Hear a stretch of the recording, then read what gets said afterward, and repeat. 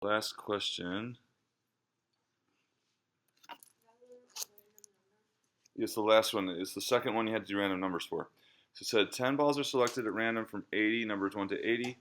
Included, use the random numbers to simulate one game by obtaining 10 random numbers between 1 and 80. So we're going to click on this. Start of the 2-digit number in line 3 and columns 13 and 14. Oh, read down the column, up the next, and so on. So like we said, there's lots and lots of ways to organize this so you could get random numbers. So you got to read carefully here. You're going to start at line 3 in columns 13 and 14. Let's get my pen here. So we're not going to start at the top. We're going to start in line 3. So what will the first possibility be if it's 13 and 14?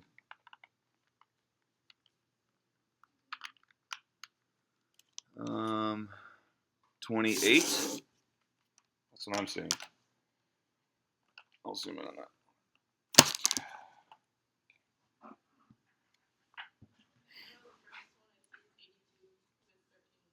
All right, so this is 10, 11, 12, oh, 13, 14. Yeah, I had it wrong. So yeah, 82, right? Okay.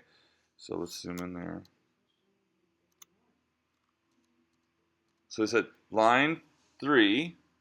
So this is 10, 11, 12. So it's this is going to be our first possibility right here, 82. Do you see that? And then we're going to march down. And we need numbers between what and what? 1 and 80. 1 and 80. Okay? So, no good. How about 51? Yes. Good. 51. 04. 22. So we're going to skip 82. 22 is good. 98's no good. 57. And then they said up the next column. So we're going to go over to here. 38 would be the next one. Do you see? Then 01, etc.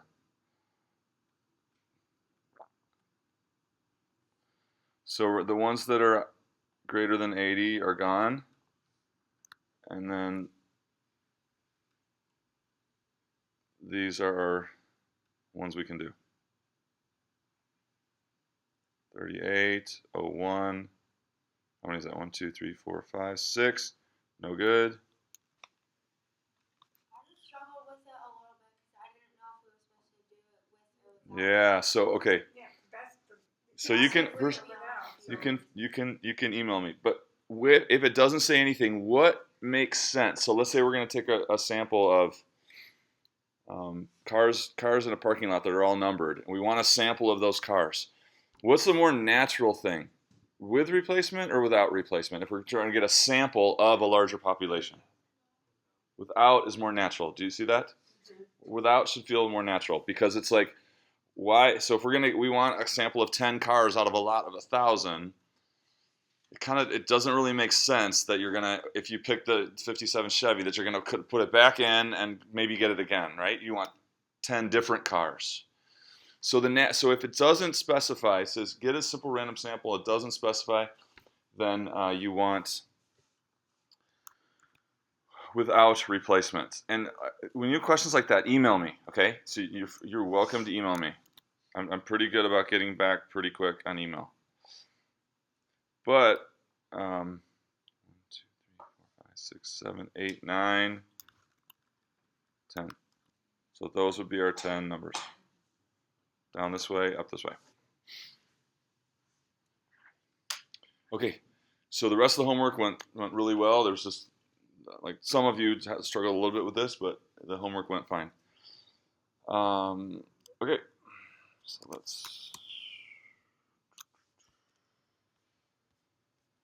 So in terms of the switching to the Monday, Wednesday schedule, it seems like we're okay to do that. A couple people will have to slip out early, and that's okay. But because of Martin Luther King's birthday on Monday, I think it'd be very wise for us to not jump into it these first 2 weeks, because if we then we'd be going today, and then we'd be going a week from today, and then not till the following week. So I especially today's stuff, if we tried to do that, I think there'd be too much information today. Okay, I was looking it over. So I think what we should do is we'll meet normally this week and next week, and then we'll start the Monday, Wednesday schedule in the third week of class. But in addition to that, we can on Fridays we can start at 7:45. We'll no trouble with that. So on Friday and next Friday we'll start at 7:45. Okay, so it's somewhat of a break. Okay, so let's jump into it here.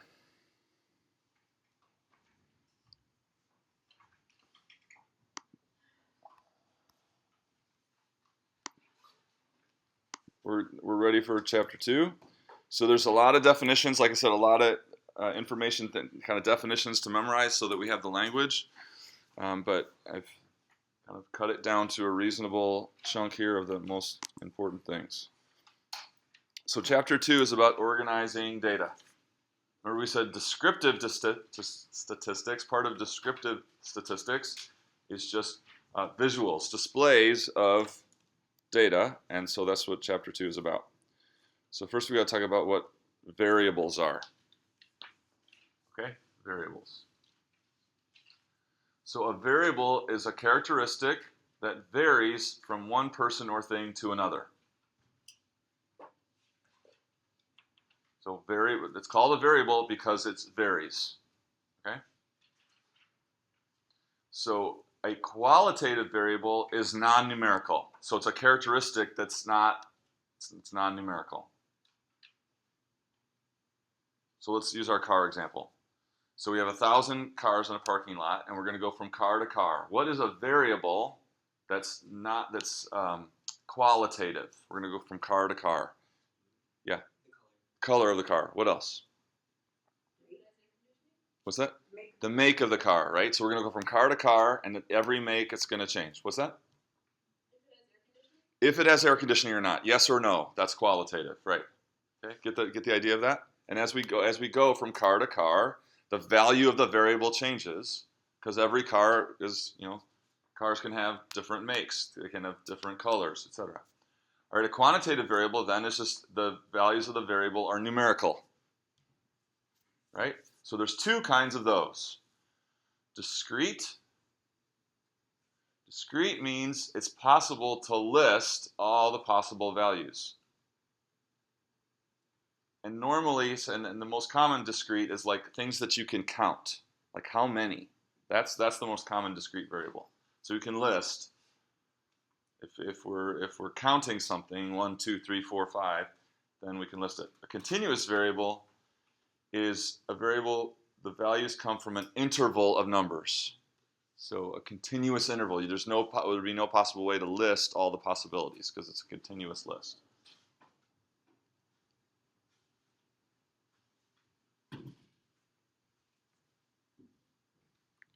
Okay, so we're going from car to car in our parking lot. What would be a discrete variable? So as we go from car to car, like something about each car that you could just count. What's that? Horsepower, okay. What else? The year, that's a good one, right? The year is just like, it's a 1999 or a 2008 or that's a discrete variable. What else would be discrete? Yeah. Number of tires, awesome. Gas mileage, discrete or continuous? You see that would be more like a continuous variable because your mileage could be like 25.4, 25.46, 25.468. You know what I mean? So, one more discrete variable. Anybody? Something about the car that you just like you would count. Yeah. Number of seats, or its capacity. How many people can it hold? Right? Those are the good discrete values. All right. Continuous variables about the cars. So this means this is like where the possible values come from an interval or a range of values, and it could be anything in there, and you could never list all the possibilities. What's that? Miles on the car, right? If you were looking at fractions of miles, right? So if you knew the fractions of miles that it was, yeah, miles on the car. Could you say Right, to the lifespan. So like, yes, because that's continually increasing, right? That's continually increasing second by second. That would be continuous. Price? Price? No, because we stop at dollars and cents. We don't go any more fine-tuned than cents. Depreciation, would not be a continuous variable? Yeah, that's more. Yeah, you're right. That has more of the feel of continuous, right? Or just maybe just the length of the car, right? If we're measuring the lengths of cars, that would be a continuous variable. Okay. Okay, so here's just a little chart that kind of shows us. Of variables, there's qualitative and quantitative, and of quantitative variables, there's discrete and continuous.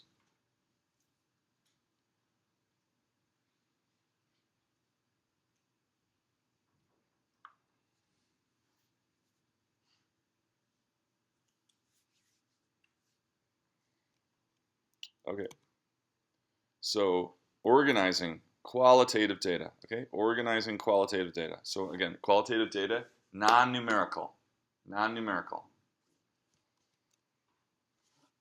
So the first thing we'll have for any kind of data is a frequency distribution. Frequency is just how many that you have. So we're gonna do our room here. We're gonna do everyone in class. You're gonna tell me we're gonna go around, tell me what your favorite color is. And so all right, we'll go here in the front. Green. And if it's not one of these, there's other. Yeah, you're next. You said green. Okay, sorry. Pink. Blue. Orange. Other. Orange. Other. Blue. Black. Other. Red. Red. Is that everybody on the side? Did I get everyone? Did I get you? In the plaid shirt? Did I get you? Oh, I got you. Okay, good. Blue. Blue. Black. Black. Red. Behind her. Oh, you said okay. Okay, sorry. Who's next? Black. Red. Blue. Purple. And I like blue. Okay, so we tallied up, and if we were to total, all right, so and then frequency then would just be how many people in our class like blue? Red.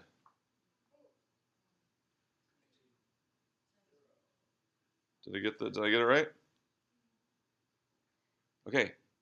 If I were to total up the frequencies, what would that sum mean? How many people in our sample or our population or whatever it is? And so what is that? 10, is that 20? And I could check to make sure we get 1, 2, 3, 4, 5, 6, 10, 14, 19, 20. Good. Okay. So totaling up your frequency column will be all the data values. All the data values. How many, in this case, people. Easy? Okay.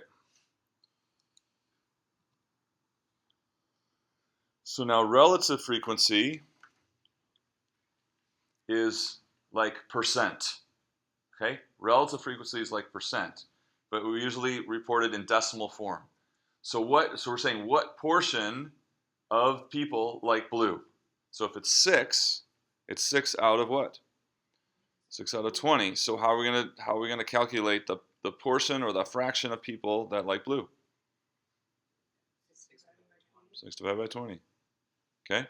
And then red? 4 divided by 20.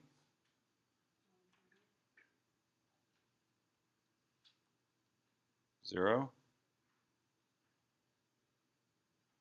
Okay, and so then we get that in decimal form. So this is 0.3. 20 is a very easy number. All I have to do is multiply this by 5, right? Because we're saying out of 100. So 0.2, 0.5, or I'm sorry, 0.05, 0.1,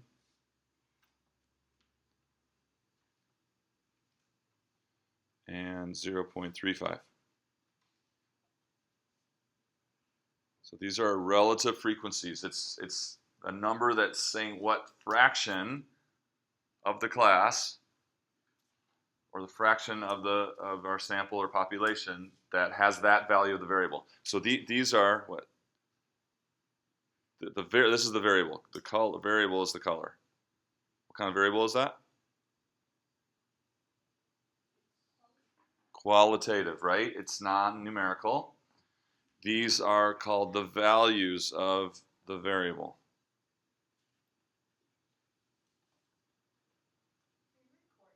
I am recording, thank you. Let's just make sure. But yes, I believe I started. Yes, we are. Thank you. Where did I go?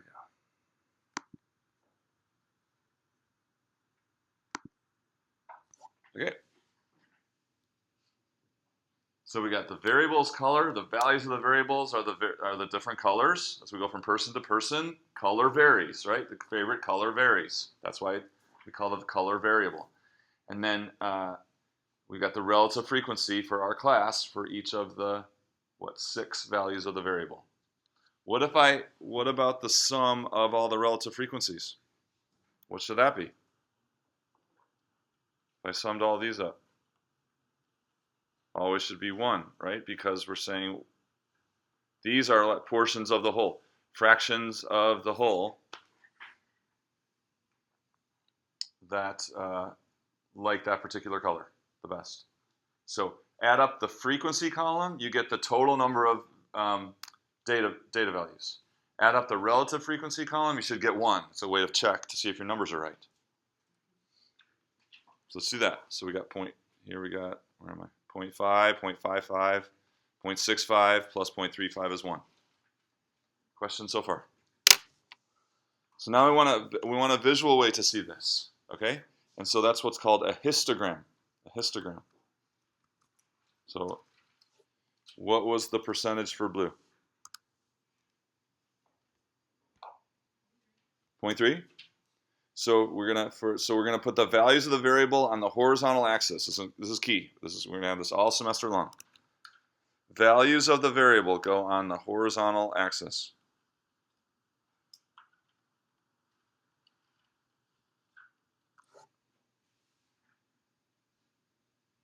And then the vertical axis will either be frequency or relative frequency. As a picture, those are really the same.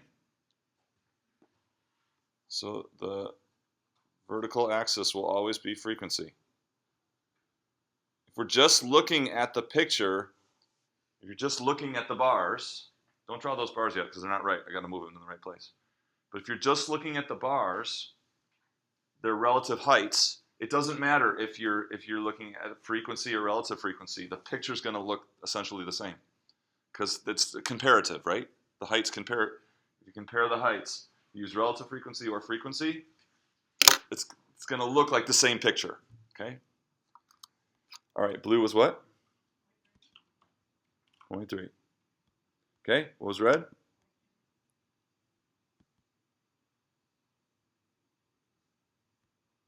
Okay. Purple was. Okay. Green. Keep going. What was green? Nice and loud. 0.1. Thank you.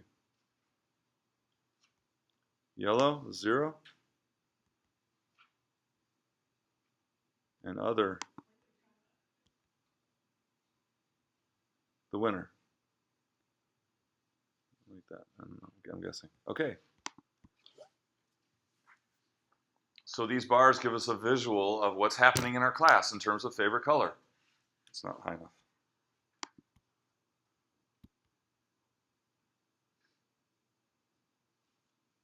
That better? Yeah, close enough. Not high enough. Okay. So this is called a histogram. Histogram.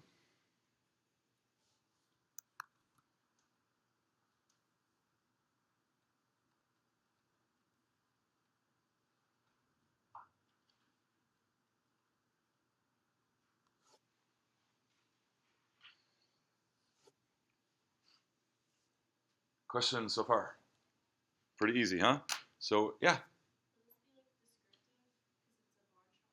Right. Yeah. So when it's descriptive statistics.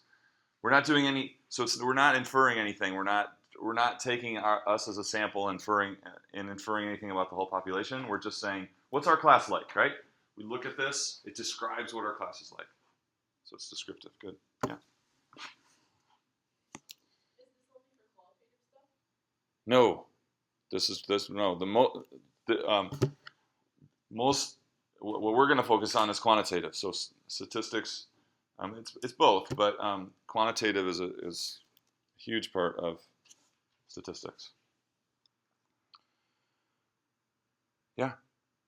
In a histogram, is there supposed to be spaces between the bars, or are they supposed to be just like? When it's discrete like this, it doesn't matter. Okay. Yeah.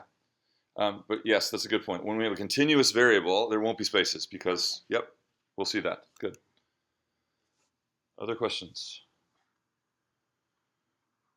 Yep. So in this case, either or, just because we got discrete values, so it doesn't matter. Okay. So now quantitative data. This is our focus here. So there's three ways. We're going to look at three different kinds of quantitative data. And the first one is what we call single value grouping. When do we use single value grouping? This is for a discrete variable and grouped by single values. Here's a number of TV sets in 50 random households.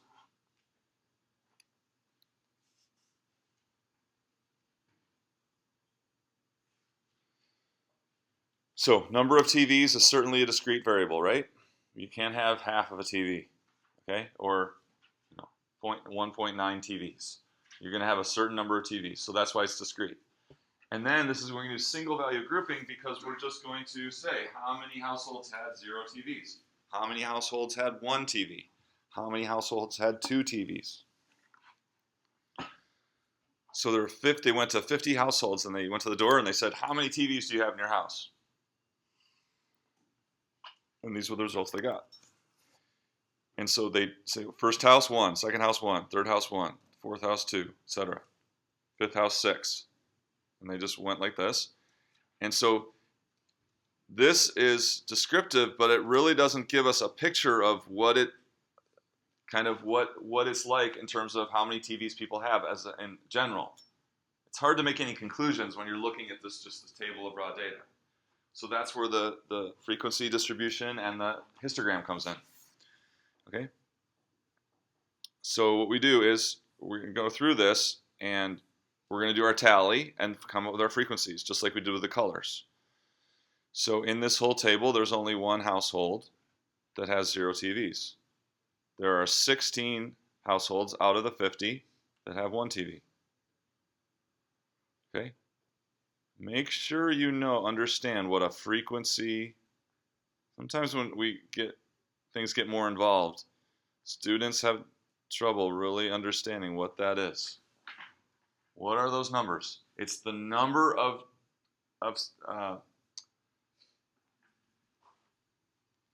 data values that were 2. How many in this table were 2? There were 14 households that had 2 TVs. Okay, but when we start getting into more sophisticated kinds of questions and analysis, sometimes this is shaky with students. So make sure you understand what the frequency. This is not data. This is how many data values. How many data values. Okay? And how are these relative frequency values computed? Say here for 3. How do they get the number 0.24? 3 divided by 50. Agree with that?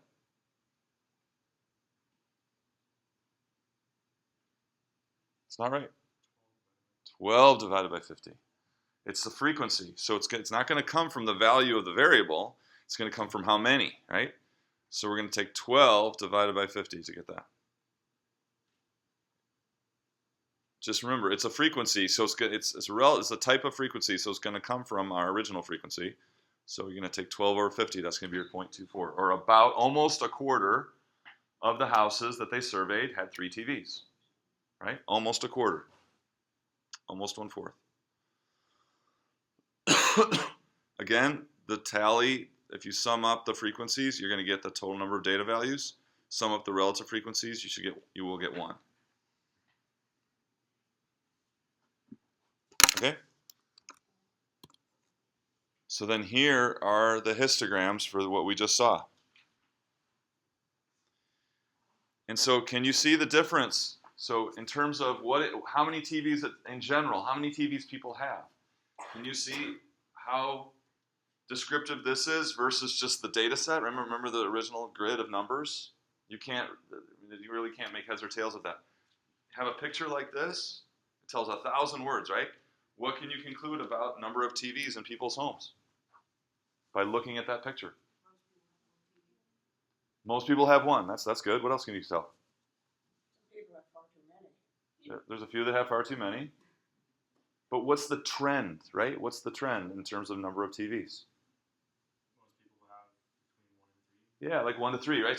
So we're expecting most houses, if you go to them, you're going to have 1 to 3 TVs. Maybe we already knew that, but if we didn't know that, this picture tells that story, right? The picture tells the story a lot quicker and clearer than that grid of numbers that we started with, right? It's like, oh, vast majority has 1 to 3 TVs, and the most is 1. Okay, so this is a histogram. This is the frequency histogram. But like I said before, it doesn't matter if you put frequency or relative frequency. If you're just looking at the picture, it's exactly the same. The picture is exactly the same. So you can use frequency or relative frequency on your y-axis, and you get the same. This is called the distribution of the variable, right? Values of the variable on the x-axis, frequency, or how often it occurs, how often that variable occurs on the y-axis. Questions? Okay, so here's the second way, and this is called limit grouping. Limit grouping is also for a discrete variable. For instance, days to maturity for 25 short investments. But we're going to put those values of the discrete variable instead of C, so we could have got a wide range here, right? So all the way from like 30 something, 36 is the lowest it looks like, to 99. So we don't want to group it by single values, right? Because the length of the table would be like 60 things long. It doesn't make sense, right? It doesn't make sense to list every value from 36 to 99 and group them by single values. So we put them in classes, and we still can get a feel the same way, and then our table is a lot more concise and not so long. So you guys are going to do this. This is above the line here, above the line.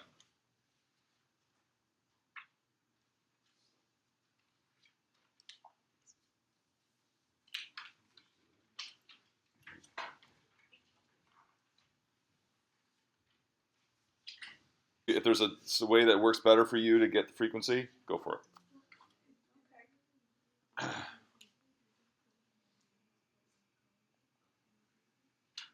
Okay, so let me show you the histogram then. So then the histogram. Oh, so let's know some definitions first here. So lower class and limit grouping. A lower class limit is the smallest value that could go in a class. So in your class from 70 to 79, the lower class limit is 70. The upper class limit is 79. The class width is 9, right? The width of the class is 9. Okay? The difference between the highest and the lowest gives you the width. The mark is the average of the two class limits.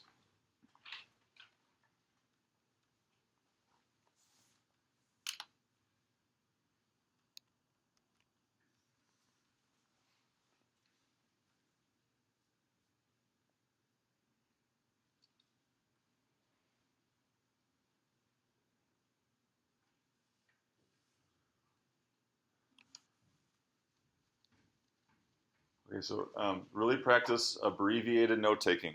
So you shouldn't be copying down every word, right? So brain on, abbreviate. Here's, you can do a quick check. You checked with each other for the numbers, and so then your histogram should look like this. Again, frequency and relative frequency histogram have the same visual. So you only really need one of them.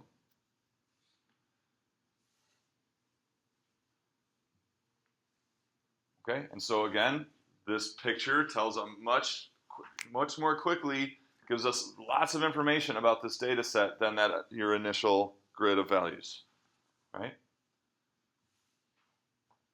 Most of these investments from 60 to 90-ish, and most of them in the 60s, right? So this is telling us that most of them are in the 60s. Or the 60s has, I should say, the 60s has the highest frequency. Okay, questions on limit grouping. So still a discrete variable, but we make classes because there would be too many single values along here to do them by single values. So we put them in classes, but then we still see the variable increasing from left to right, and then it gives us a picture of what's going on. Okay, the third type is called cut point. So cut point grouping is like limit grouping, except now it's for a continuous variable. Instead of the variable being discrete values that fit in the classes, now it can be a continuous variable in those classes. All right? So the lower class cut point, the smallest value that could go in a class. The upper class cut point, it's the largest value that could go, the largest value of a class, but it would go in the next higher class. Okay, so we'll see an example of that here in a second. Yeah. So it's upper class cut point. It's the largest value, but then it actually goes in the next class up. So it's, as long as you're just a little bit less than the upper class cut point, you'll be in that class. But if you're at the upper class cut point, that value is in the next higher class. Does that make sense? Is it kind of like rounding up? No, it's not rounding because you're not changing the value. It's just that you have a continuous variable. So where do you draw the line of the next class, right? So where you draw the line of the next class, that value belongs in the higher class. Does that make sense? Well, you'll see it in the example. So at the cut points, you have to decide what class does the cut point value go in. Does it go in the one to the left, or does it go in the one to the right? So this is saying it goes in the one to the right. You got to decide which class it goes into. Is that better? Yeah. Okay. Class width, same as before. Class midpoint, average of the two cut points.